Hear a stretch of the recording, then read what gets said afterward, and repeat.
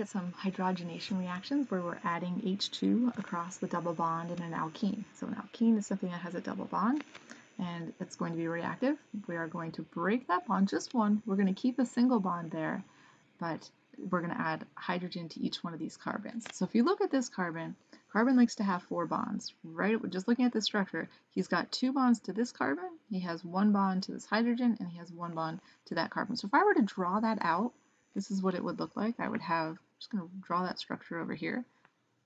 I have a double bond here, I have a CH, and then I also have a CH3. This carbon has 3 hydrogens on it. And this carbon has an H, and then he has another bond to this CH3 over here. So you can see this carbon has 1, 2, 3, 4 bonds. This carbon has 1, 2, 3, 4. All these carbons should have 4 bonds.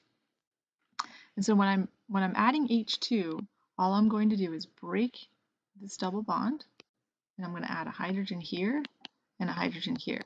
And so when I broke that double bond, that allowed this carbon to form another bond to this hydrogen and this carbon to form another bond to that hydrogen. And so that's your final structure. You can write that.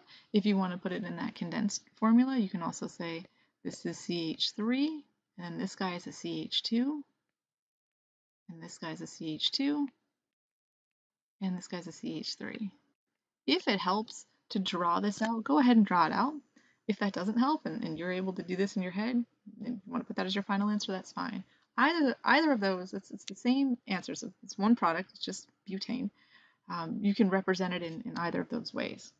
Here's a structural formula. If structural formulas are still giving you trouble, then you can go ahead and draw it out. You're not married to this structure.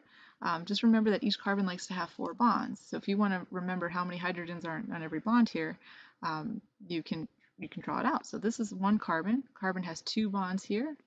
He likes to have 4 bonds, so I know I have 2 hydrogens on that one. This carbon has 1, 2, 3 bonds to other carbons, so he has 1 hydrogen. That'll give him 4. 1, 2, 3, 4. This carbon has 1, 2 bonds that I can see, and he's got 2 hidden hydrogens. This carbon just has 1 bond, so he must have 3 hydrogens. So I know some people are still kind of struggling with this structural formula.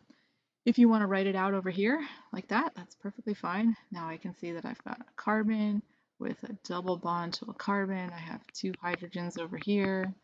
This guy has a hydrogen. This one has a carbon with 2 hydrogens, carbon, 3 hydrogens.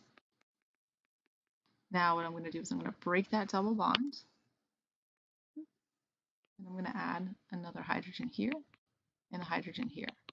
So again, I end up with the same product, the CH3, CH2, CH2, CH3. I was trying to keep the little skeletal structural formula here.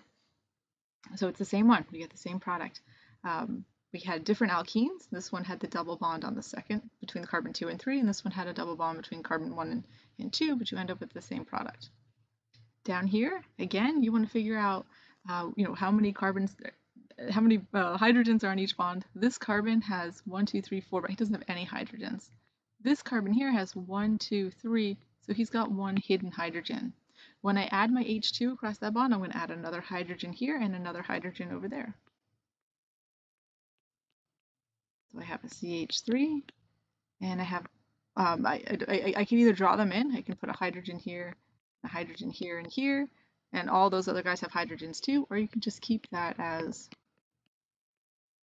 CH3, or I'm keeping all the other hydrogens hidden in that ring structure, and I know that there's 2 on each one of those carbons. So you can draw them out or you can keep them hidden, that's fine, just as long as you're breaking that double bond. That's the important part. You're adding a hydrogen there and there.